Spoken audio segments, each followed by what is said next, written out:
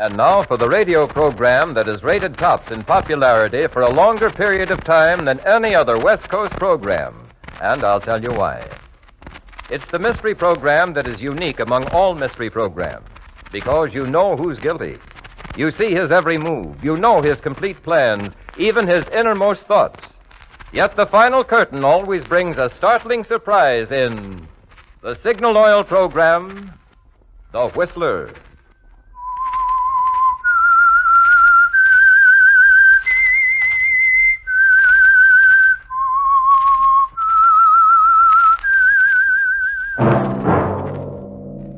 That whistle is your signal for the Signal Oil program, The Whistler.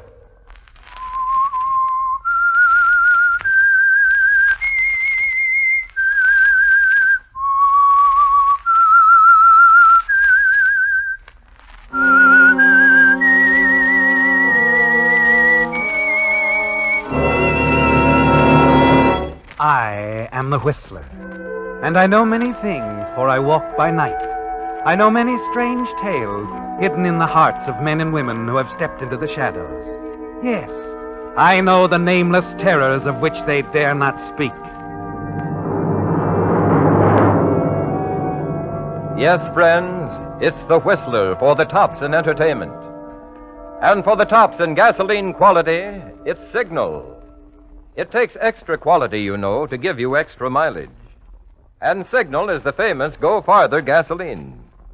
So look for the Signal Circle sign in yellow and black that identifies friendly, independent Signal stations from Canada to Mexico. And now, the Whistler's strange story, Fatal Appointment.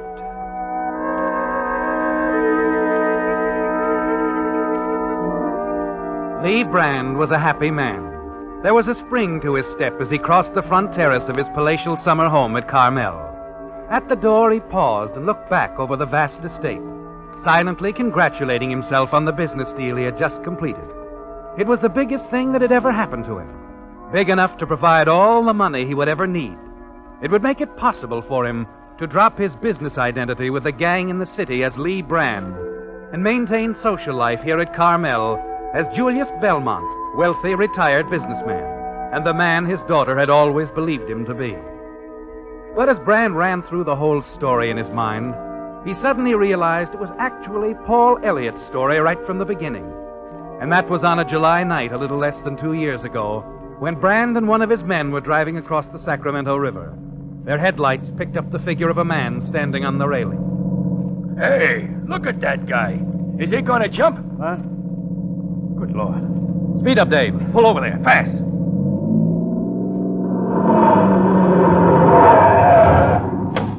Hey! Hey, don't! Wait! He's waving at us. Yeah, maybe he isn't going... Up! There he goes. No.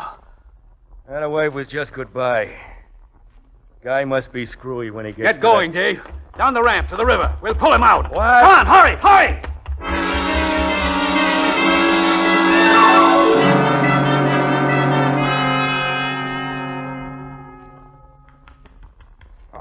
Come on.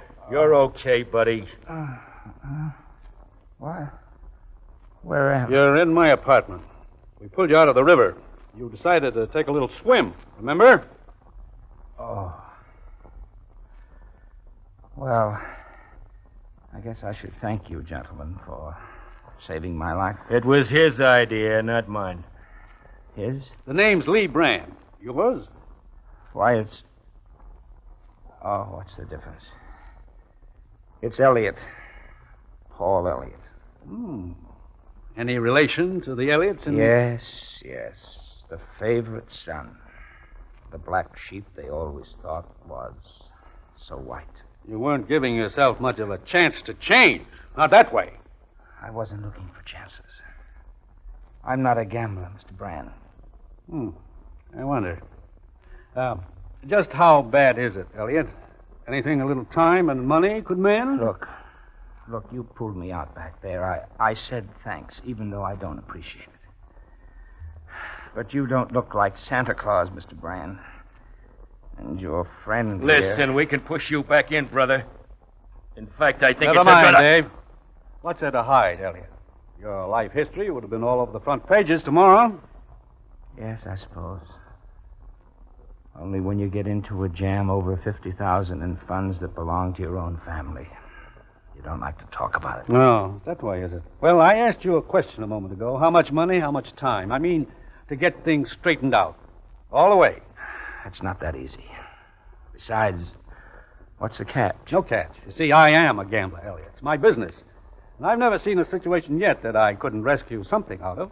Haven't you got any real property we could save? No stocks, bonds, insurance policies? Well, sure. I've got insurance, $250,000 worth, with lapsed premiums. Could they be picked up, reinstated? I think so, but what are you going for, Brand? Your peace of mind, and mine, too. You said that, well, that with your own family it's different. You don't like what they might think of you. That's right. Well, maybe I can fix that for you, if you fix things for me. Huh? I told you I'm a gambler. Let me clear my life up, too, with one last big toss. Fix it so I can retire. I'm with you right up to the $64 question. How do we do it? The answer's worth more, Elliot. Say the full amount of that insurance, $250,000. You make me the beneficiary and tell the insurance company, if they get nosy, that I refinance your business. I don't follow you. Here, take my pen. Let's write it out. A little note. Make it clear. All set? Go ahead. Date this July 8th, 1948. But that's 2 years from now. That's right. You'll see. Well, now write this. I, Paul Elliott, not acting under duress, am taking my life by my own hand. What? And Wait a minute. Keep writing. And that no living person should in any way be held responsible for my death. Sign it. Put it in an envelope. Give it to me. Oh, listen, this is your crazy. Our deal, Paul. Yours and mine. I give you $50,000, and you give me that suicide. But it's ridiculous. I'm all mixed up. I never heard of anything Maybe like... you haven't. But I've been thinking of a deal like this for years. But how can we make a deal like that? What if I changed my mind 2 years from now and wanted to live? Even I know the answer to that part. Right, David. Your mind would be made up for you. Right on schedule. How about it, Paul? $50,000. Tempted? I'll have to think. Give me some time. I'll call you. I think so. I'll wait up until you do.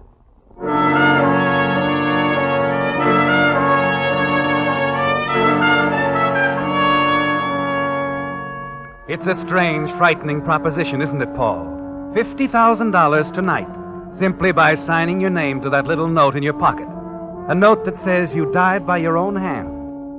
Walking along, thinking it out carefully, you wonder if you really would have to die. Brand himself might be dead in a year. A lot of things could happen before your own life fell due. You could straighten things out, Paul. You know you have the brains to get the business running again. You think you might find a way to outsmart Brand. If necessary, you might even kill him.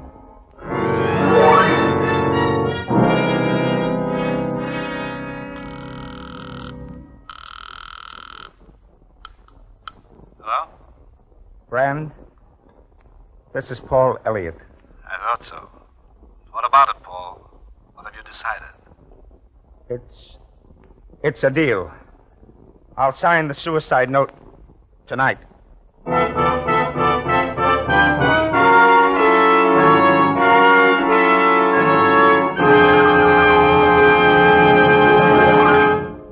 With the prologue of Fatal Appointment, the Signal Oil Company brings you another strange story by The Whistler.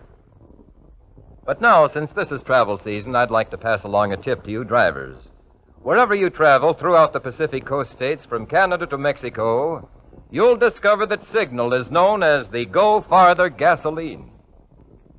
Now, naturally, we're mighty proud of that reputation, but even more so, we're proud of what makes Signal's famous mileage possible. The extra efficiency your motor gets from today's Signal gasoline, which also means more thrilling knock-free power for your car, more driving pleasure for you. Yes, that's right. Performance is the result of the same features a gasoline must have to give you extra mileage. That's why Signal says your speedometer is the best yardstick of gasoline quality. So if you want to be sure you're choosing the gasoline that tops in quality, there are just two things to remember. One, in gasoline, it takes extra quality to go farther. And two, Signal is the famous Go Farther gasoline. Now, back to the Whistler.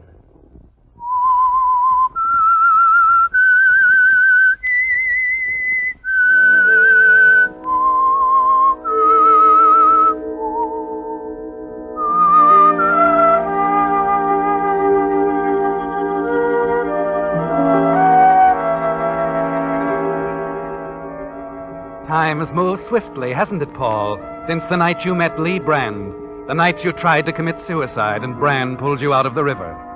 Yes, that night you made a bargain. You agreed to make Brand the beneficiary of your insurance policy in return for $50,000 to get you started again. And now Brand's backing has made it possible for the Paul Elliott Enterprises to rally surprisingly, surge ahead, and all your friends are talking about it, calling you the Miracle Man. Yes, Paul, it's different now. Not that every transaction has been completely honest, but you've been successful, and so busy you have practically forgotten your deal with Brand. At the office, it's always the same, working at a fever pitch. Yes? Hello, darling. Huh? Oh, Barbara, hello. Well, hell, you almost didn't remember me. Oh, no, that's not true. I was busy, Barbara. You're always busy. I get more than a few extra minutes with you lately. I'm lucky. Not as lucky as I am. What about tonight? Tonight? Our dinner date. You haven't forgotten that. And the weekend party at the wedding? Oh, no, I haven't forgotten. And I do want to go, Barbara, and be with you, but... But you're not sure you can make either of them. Oh, that's right, darling. I hope you understand. I do. But I don't have to like it. Will you call me soon? Very soon, Barbara. You know I will. All right. Climb back in your treadmill. Sorry I interrupted. Goodbye, Barbara. Bye.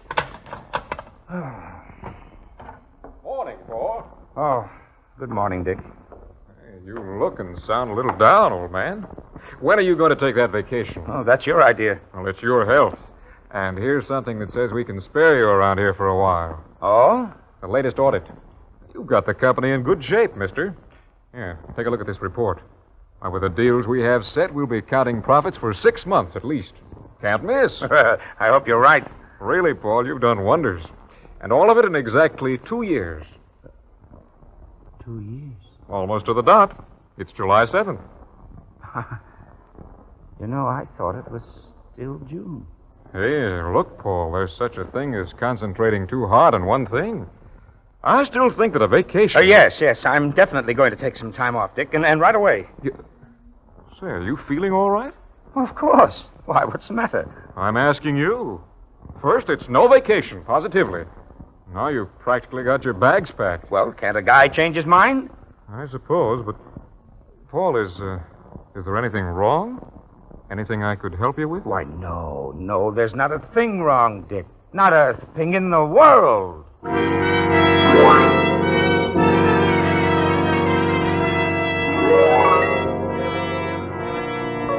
But everything's wrong, isn't it, Paul?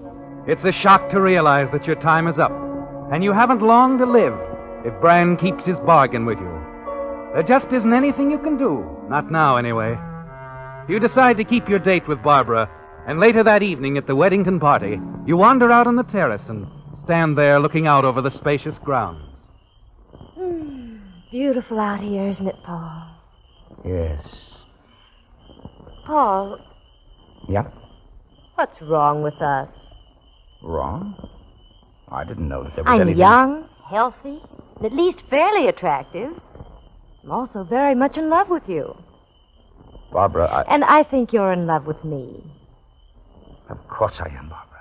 So, there it is. Isn't it customary for two people in love to do something about it? Yes, but... Well, there are problems I have to work out before I Problems? can... Well, darling, don't you want to tell me about them? Perhaps I could help you. I can't very well. Not right now, darling. Oh, I see. There's nothing you could do, really. Oh, darling, I've just got to work this thing out by myself. If you'll just give me a little time to straighten things out. Is it about the business, Paul? Well, yes, in a way. But I thought everything was going so well. Dick's been telling us what a grand job you've done with the company. Well, he even mentioned that you're going to take a vacation. Well, I haven't quite made up my mind about Oh, why don't you, Paul? It would do you good to get away. it. Get away? Yes. Yes, it would do me good to get away. Look, I'm going down to Father's summer home at Carmel tomorrow. Why don't you join us? I know Father'd love to meet you. Carmel? Wonderful place, really. Quiet, restful, a perfect hideaway. Oh, you'd love it, Paul. Yes, let me think about it, darling. I'll let you know. You won't have to. I'll be there waiting for you whenever you decide to come down. All right. And, Paul, Yes? darling, you really have been working too hard. You're not looking well at all. Getting away from everything would be the best thing in the world for you.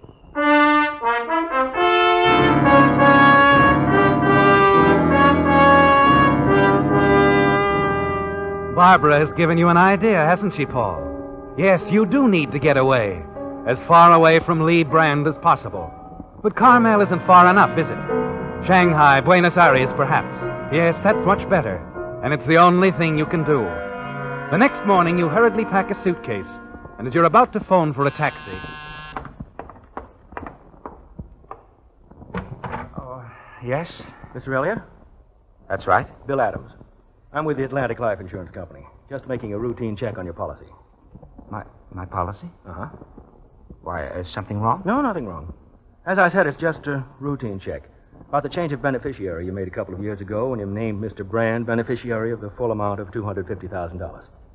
Well, what about it? At the time, you stated your reason for the change was that you're indebted to Mr. Brand in a business way. Well, yes, that's correct. Well, we understand your business is in excellent shape now. Thought perhaps you'd want to change the beneficiary again. Some member of the family, maybe.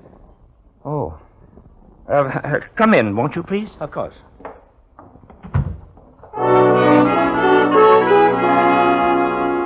Mr. Adams gives you an idea, doesn't he, Paul? If you leave town and Brand learns he's no longer the beneficiary, that your death will mean nothing to him, you'll be a lot safer wherever you are.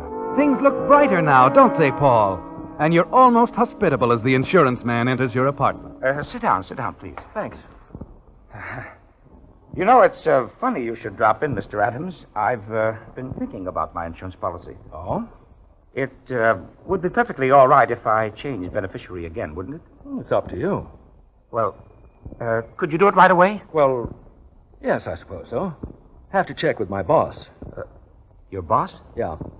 You see, he happens to be the beneficiary at the moment. What? You mean... Yeah. Lee Brand.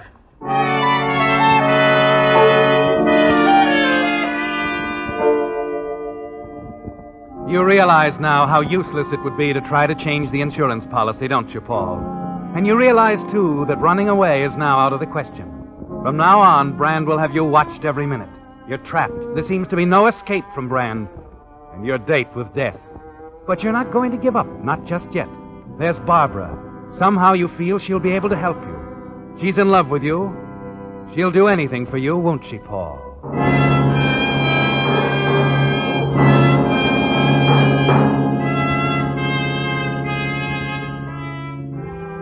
It's early afternoon when you arrive at Carmel. Drive down the main street and park your car before a small curio shop. Quickly, as you hurry inside to ask directions to the Belmont estate, two men are standing near the door as you enter. And as the door closes behind you, one of them turns around, and you freeze in your tracks. Brand. I beg your pardon? Brand. What are you doing here? I'm sorry, young man. There must be some mistake. I'm afraid I don't know you. You don't know me? Say, wait a minute. I don't understand. You'll excuse me. I'm quite busy. Mr. Tompkins, hold on to these bookends for me, will you? I'll pick them up in a day or so. Yes, sir, I'll do that. Will there be No, any... thank you. Brand, wait. I want to talk to you. Was there something you wanted, young fella? Yes, that man. Who is he? Why, that's Mr. Belmont.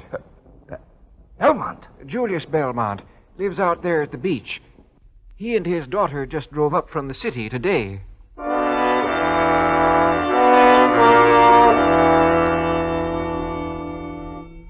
It's fantastic, isn't it, Paul? Brand the gambler is Barbara's father. And even as the realization hits you, you see a way out of your bargain. Yes, Barbara is the answer. Sweet, trusting Barbara. And she's waiting for you to marry her. Marriage. That would solve everything, wouldn't it? Yes, you can use Barbara to save your life. You hurry back out into the street, find a phone booth, and call the Belmont estate. Oh, Paul, this is a surprise. Oh, I hadn't expected to hear from you so soon. When are you coming? Well, I'm not Barbara. Oh, I see. Barbara, darling, how soon can you meet me at my apartment? At your apartment? Paul, what's happened? Nothing at all, darling. You remember what we talked about last night, that problem I had to work out? Yes. Well, everything is settled now, darling. My problem has been solved. Oh, then you mean... I mean, I'm asking you to marry me, Barbara, right away. Oh, darling. Then you aren't going to make me wait till I'm old and gray. What do you say, Barbara? Oh, of course I'll marry you. Could have told you that the first day we met. How soon can you pack a bag and meet me? Well, why can't you come here to Carmel? I want you to meet Father. I haven't told him about you yet. Oh, no, please, don't. Don't say anything to anyone. Just meet me. Paul, there is something the matter. Won't you tell me? Nothing's the matter, darling. But then why can't you come here and... Darling, will you do as I asked this one time? All right, Paul. We have a few guests here. It may be some time before I can get away. But I'll come as quickly as I can. Oh, good. And hurry. Hurry, will you, sweetheart?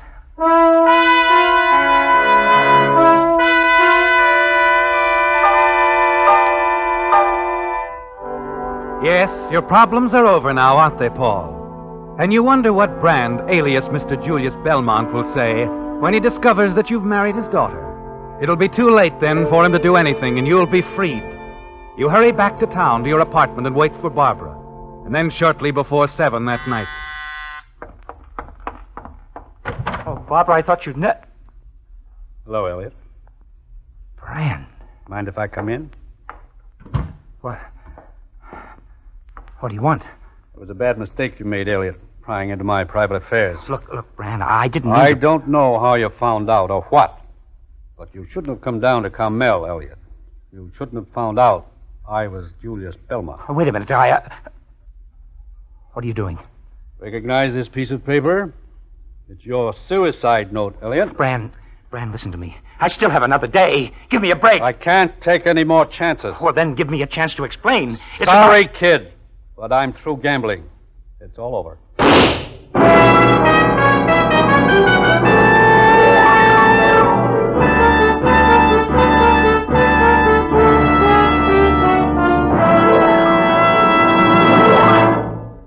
The Whistler will return in just a moment with the strange ending to tonight's story. Meantime, since this is the season when so many of the most popular radio shows go off the air for the summer, I have tonight good news for you Whistler fans. The Signal Oil program, The Whistler, will continue to come to you throughout the summer without interruption. This makes the 5th consecutive year that Signal Oil Company has broadcast The Whistler for 52 weeks each year.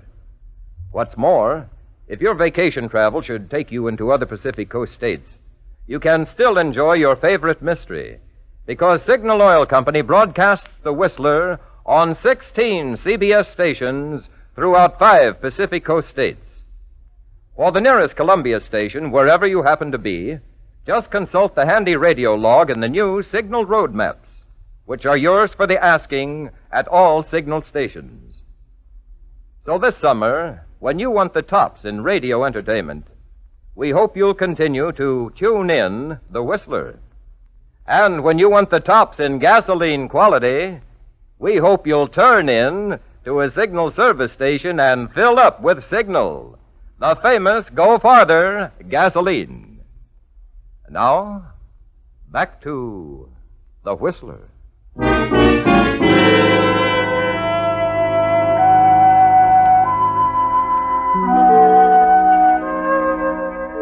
Yes, Lee Brand was a happy man, and there was a spring to his step as he crossed the front terrace of his palatial summer home at Carmel. There was a smile on his face, the smile of a man who had just accomplished something worthwhile. It was over, the plan that had begun 2 years ago. Paul Elliott was lying dead in his apartment with that suicide note beside him. It would only be a formality now. Of course, there'd be an investigation, but with the note to back Brand up, it was only a matter of a few weeks until he received the insurance money. Enough so that he could leave the old life, forget himself as Brand, really begin to live as the man his daughter thought him to be. Julius Belmont, wealthy, retired businessman. In the study, Brand poured himself a drink, sat back and relaxed near the huge French windows overlooking the ground.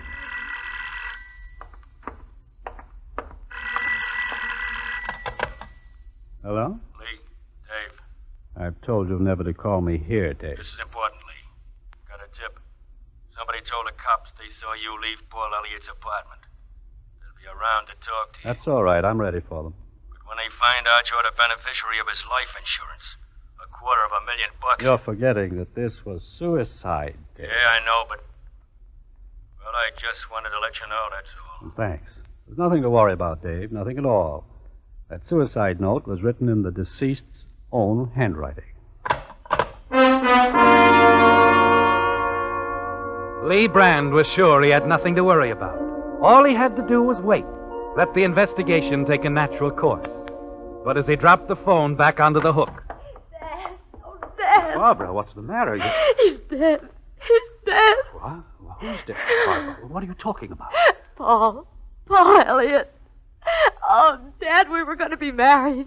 He was in some sort of trouble. Paul Elliott? You were going to marry Paul Elliott? Yes. Baby, why didn't you tell me? I didn't even realize that you knew. He loved me, and I loved him. Dad, you got to do something about this. Find out who killed him. He was murdered? He never would have killed himself. I know. He just called me. We were going to be married right away.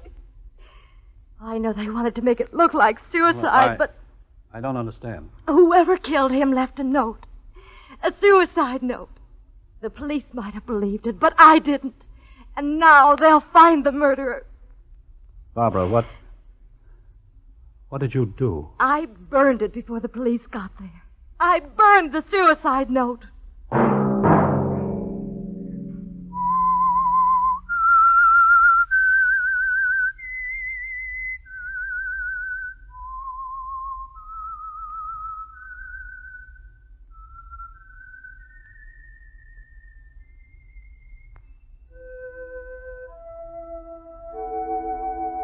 Let that whistle be your signal for the Signal Oil program, The Whistler, each Wednesday night at the same time.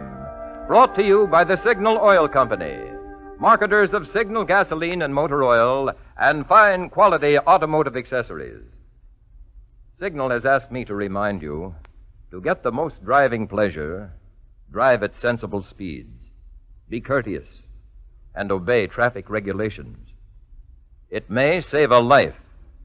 Possibly your own.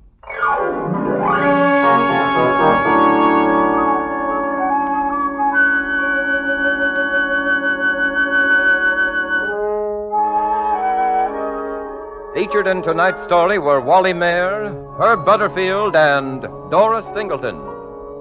The Whistler was produced and directed by George W. Allen, with story by Phil McMurray and music by Wilbur Hatch, and was transmitted to our troops overseas by the Armed Forces Radio Service. Remember, at the same time next Wednesday, another strange tale by The Whistler. This is CBS, the Columbia Broadcasting System.